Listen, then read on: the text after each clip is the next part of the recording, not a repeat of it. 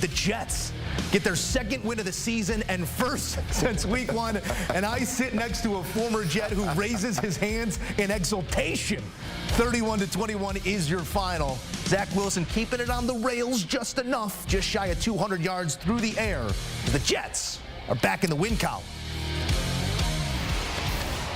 I think maybe most productive is just to roll the ball out, get out of the way for our guy, Lige Douzable, as I watched that entire game with the man. Plenty to say, from the lack of preparedness in the screen game to the way they executed down the stretch. Your emerging thought is what out of this one? At the end of the day, they got to win. That's my emerging thought. I mean, but you talked about it, right? A lot of the things going into this game, you knew the Denver Broncos were, one, going to try to run the football. Russell Wilson was going to try to buy time in the pocket. So you had to have, pass rush lane integrity. And then the screen game. We saw Chase McLaughlin last week versus Chicago Bears destroy them in the screen game. And that's how the Denver Broncos scored their first touchdown. You're an aggressive defensive line. You're going to get up the field. That's how you slow an aggressive defensive line down.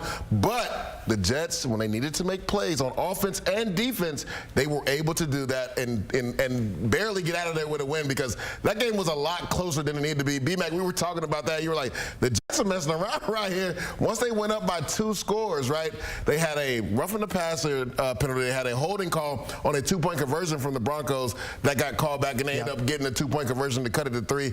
Again, sloppy football, but at the end of the day, once you get a win, that's all that matters. Yeah, if the box score looks different, maybe this conversation sounds different, and we'd be bringing up that halftime blunder by Zach Wilson, leaving points out there on the field, not getting the ball spiked. There are still some rookie mistakes by this young quarterback getting his second lease on life as a starter. B-Mac, I want to come to you. Just assess the play of Wilson. Did enough, but still plenty of coachable points here for Zach Wilson.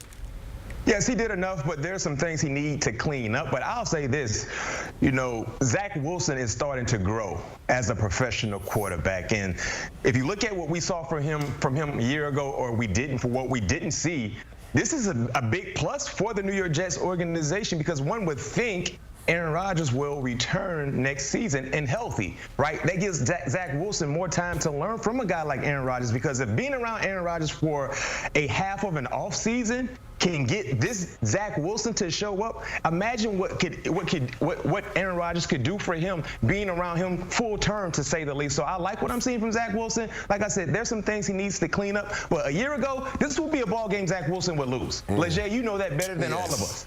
He would have found a way to lose the ball game for the New York Jets, right? But finding a way to win, that's a huge plus. And in today's matchup, Breece Hall was the Uber driver, Zach Wilson was the Uber passenger. And that's okay, because if you remember when they played the Broncos last year, that's the same stadium, the same field he tore his ACL in, right, in the same ball game. So for him getting over that mental hurdle, clearly this was the best we've seen Breece Hall look since returning from that ACL injury. And if he can give just 60% of this type of production, I mean, the Jets can make things interesting as long as number 2 continues to develop and grow, and from what we've seen so far, I think they can really make things very, very interesting and dicey, especially with their defense becoming more opportunistic. It doesn't matter who's driving or who's paying, as long as we get to the destination, and that's where the Jets got on this one. To your point of a win is a win is a win. We touched on Breece Hall, and I want to offer you room to speak on him as well, but 234 on the ground total, 177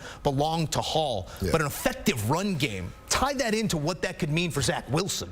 I mean, just look how comfortable he looked in the second half, Zach Wilson. When you're able to run the ball and you get in third and manageable situations, a lot of times in the second half, Moose and B-Mac, he was in 3rd and 5 situations and was able to convert, whether he found Tyler Conklin over the middle or he found Garrett Wilson in zone coverage, because you're a lot comfortable knowing you can even check the ball down and get 5 yards. It's a lot better to be in 3rd and 5 than 3rd and 10. But Breece Hall, what a performance today. You talked about it, B-Mac.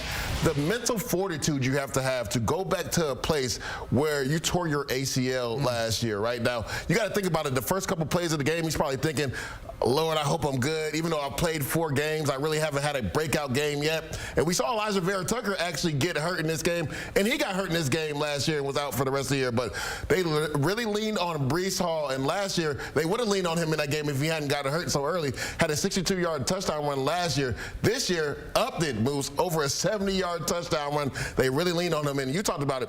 Even if you take away that 70-yard run, he still runs for over 100 yards. So it wasn't just the big run that kind of souped up his numbers. He was effective getting the 4 or 5 yard carries here and there. Gotta love the way Nathaniel Hackett called that offense. And with that, Lee-J. Douzable, Bryant McFadden, thank you, fellas. All right, here's a look at some numbers here. Most consecutive games with 0 offensive plays while leading. Only matters what the scoreboard says at zeros. They snapped this streak here in week 5, played from in front, ran the ball, didn't give it away at the wrong time. There was a late interception, but it did not cost the Jets as they come away with their 2nd victory of the season.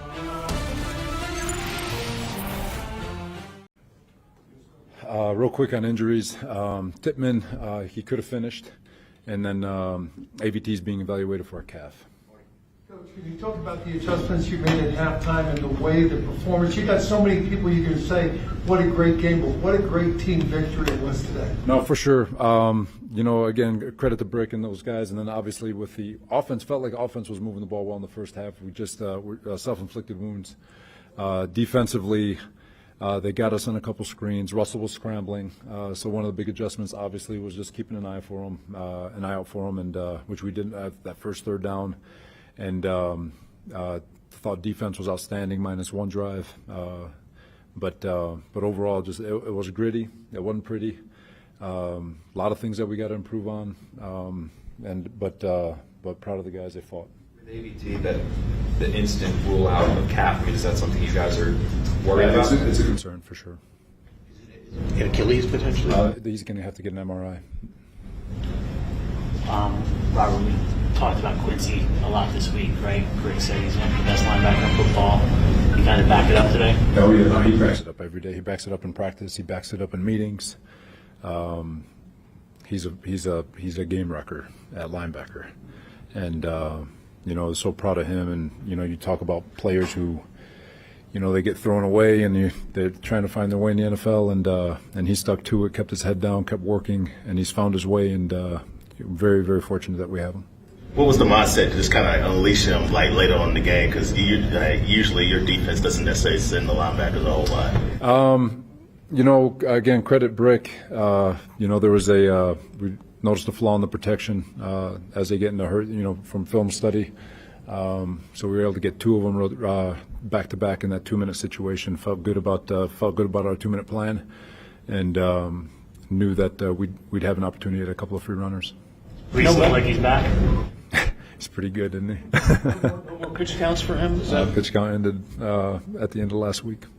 What exactly did it remind you of the Brees from a year ago in October? Yeah, when he took one to the house. He's had a couple opportunities. Buffalo, he had a chance to go house. Kansas City had a chance to go house.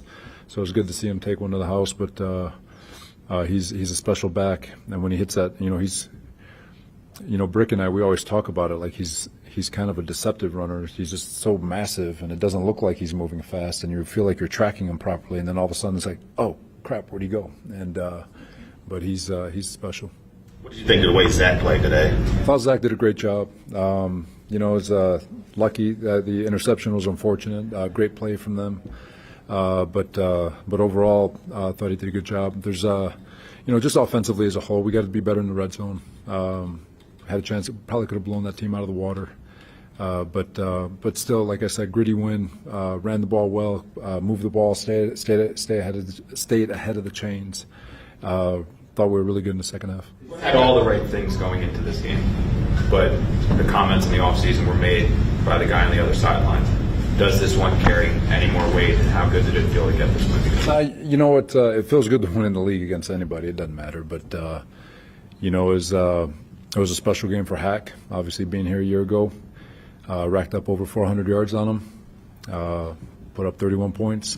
So I'm happy for him. What happened at the end of the half? It seemed like, obviously you wanted to score at least a field goal in that situation. Yeah, like I said, the first half just wasn't. It was a little sloppy, obviously. It's an ozone situation. We just got to be better in those situations. Have to show a little more awareness there, knowing that if he throws it to Ozama inbounds, it's going to be really hard to.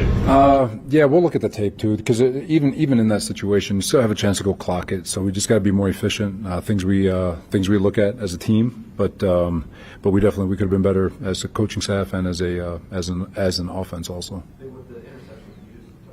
the decision right with where Zach went with it? Or yeah. It was the right decision. Like I said, it was an unbelievable play for them from Surtain. He's one of the best in the league. I mean, excuse my language. He catches it between his legs. Give him credit. Couple more. Did Hackett get a game ball? Yeah, of course he did. After they scored, I think maybe on their first 3 series, the defense pretty much shut them down until that late drive. What changed with the defense and any adjustments that were made? Like I said,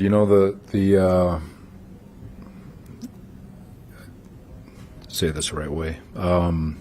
They were getting us on a lot of screens, and the quarterback was getting a lot of yardage with his feet. And so it was just a matter of just taking out the screen game, taking out the QB scramble, make them play quarterback. Felt like the way they were calling it wasn't letting them play quarterback, but anyway. Were you upset with the penalties? What's that? Upset with the penalties? Like I said, it was sloppy. It was a sloppy game in the first half, and from us, and it was disappointing because we felt like we were moving the ball well. We felt like we were right there playing defense, but again, Russell was doing a great job with his feet. They were doing a great job in the screen game, and they were just getting yards, and we just needed to settle it down and quit. At halftime, it was if we could just eliminate the self-inflicted wounds on offense, eliminate the screen game and the QB scramble on defense, we felt like we'd be able to shift the tide, and felt like we did that. Thanks, everyone. Thanks, guys. Room's open.